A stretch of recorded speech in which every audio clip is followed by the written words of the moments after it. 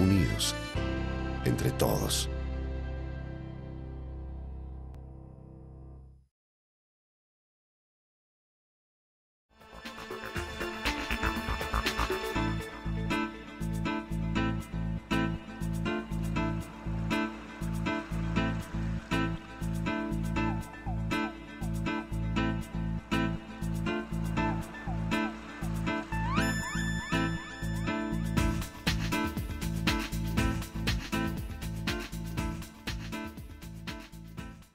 Bueno, a mí me parece que habría que empezar por establecer con mucha fuerza la idea de la pluralidad. Porque uno de los principales problemas cuando uno intenta pensar los sectores jóvenes, los sectores juveniles, es una tendencia que viene de diferentes lugares, viene de la posición de adulto, viene de la posición de padre, viene de los medios de comunicación, de la escuela, pero desde distintos lugares siempre hay una tendencia a homogeneizar y ver como idéntico lo que no es idéntico y reducir una diversidad que es muy grande a una serie reducida de rasgos comunes. Entonces, como además se trata de algo que nos resulta muy cercano, porque los jóvenes, independientemente de la edad que tengamos como adultos, nos resultan cercanos porque es una experiencia que todos vivimos personalmente, porque tenemos hijos, porque tenemos alumnos. Entonces, como pasa con muchos otros saberes sociales, son saberes que todo el mundo de algún modo tiene y forman parte del sentido común. Y por lo tanto es muy difícil introducir elementos que cuestionen, que pongan en crisis esos saberes del sentido común que tenemos acerca de los jóvenes y que tienen como una de sus características reducir lo diverso a lo uniforme. Entonces, pensamos en los jóvenes y no pensamos en la diversidad de clases de jóvenes.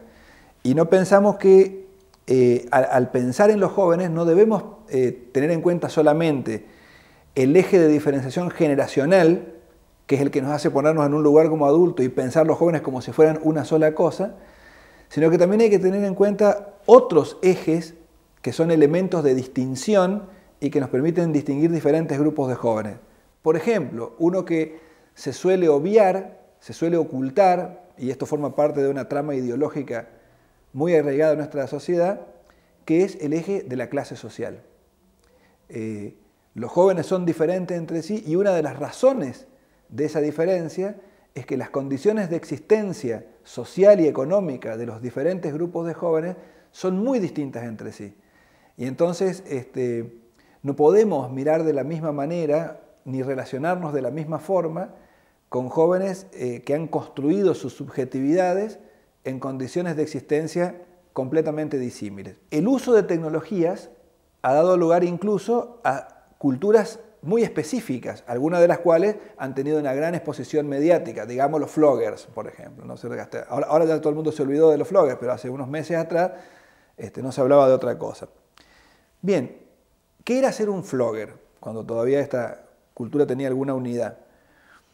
Era ser un tipo de joven que tiene una relación muy específica con una tecnología muy específica que es la computadora y el uso de Internet.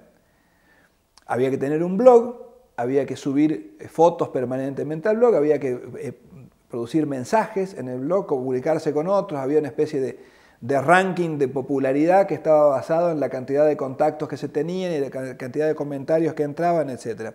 ¿Qué supone esto? Supone que para ser parte de esa cultura hay que tener una computadora personal a disposición de una persona las 24 horas del día, tenerla en su habitación, en su casa, por ejemplo, porque es la única forma de poder estar conectado a la suficiente cantidad de tiempo como para subir en el ranking que implicaba la cultura flogger. Eso implica un mecanismo de exclusión de clase fenomenal. Había que ser un chico de los sectores medios altos, para poder ser parte de la cultura flogger. Una serie de otros elementos de esa cultura están vinculados con esa distinción de clase. ¿Dónde se juntaban? En el patio Olmos. ¿Qué vestían? Ropas de marca. ¿Dónde bailaban? En las discos de Nueva Córdoba.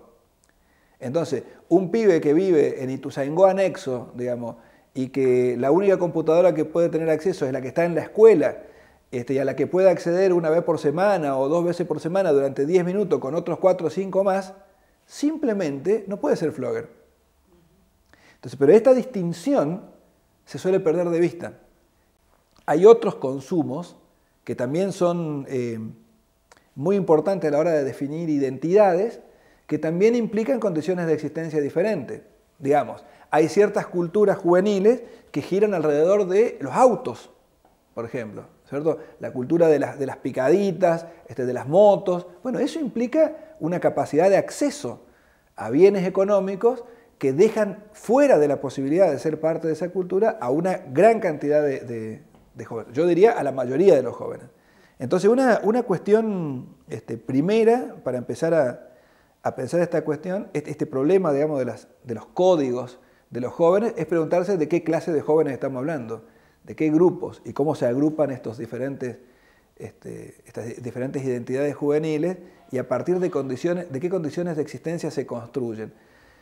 Y decía, este concepto que hay que revisitar y repensar es el concepto mismo de cultura. Porque cuando hablamos de códigos, de los códigos juveniles, estamos hablando de una cultura, ¿cierto? Cuando hablamos de código hablamos de un sistema de signos verbales, de signos corporales, la vestimenta como un signo, la manera de arreglarse, de cortarse el pelo, son signos, forman parte de un mundo significativo. Ese mundo significativo es lo que podríamos llamar una cultura.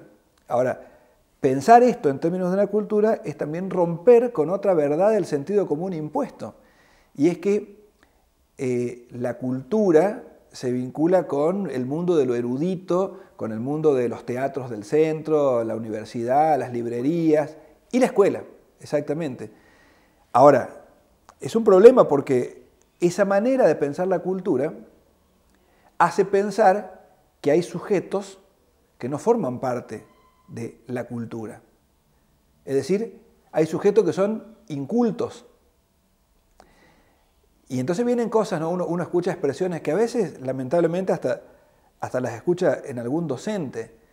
Cuando se lleva una obra de teatro a un barrio o cuando se lleva una orquesta a una escuela de sectores populares, se suelen escuchar expresiones que hablan de la inutilidad de ese gesto, ¿no? ¿Para qué llevar si son incultos, si no lo van a poder entender, si no se van a poder apropiar? Que es una verdad a medias, porque en parte es cierto que difícilmente los sectores populares puedan apropiarse así, sin más, de esos elementos propios de esa cultura dominante. Pero es una verdad a media porque esto es no considerar al mundo significativo creado por esos sectores populares, no considerarlo una cultura, o considerarlo como una cultura inferior, o como una subcultura, por ahí se puede decir como algo que está por debajo del nivel de lo que sería una cultura. Distintos grupos sociales elaboran una respuesta significativa a sus condiciones de vida en el mundo, todos los grupos sociales. Si los jóvenes constituyen un grupo social, pues también elaboran una respuesta cultural a su situación en el mundo. Pero es importante pensar la cultura de esta manera porque nos permite ver esto. Cuando nosotros nos enfrentamos con un grupo de jóvenes, por ejemplo, de alumnos en una escuela, nos encontramos con un grupo que puede llegar a estar en una doble situación de subalternidad, porque se encuentran en una situación de subalternidad como jóvenes en un mundo, por ejemplo el escolar, cuyas reglas están definidas desde la mirada del adulto. Pero además, si esos jóvenes pertenecen a sectores populares, se encuentra que están en una doble situación de subalternidad, por jóvenes y por pobres. Entonces se encuentra con que la mirada de los profesores, lo digo como una reflexión general, por supuesto, esto no quiere decir que en todos los casos sea igual, ¿no es cierto?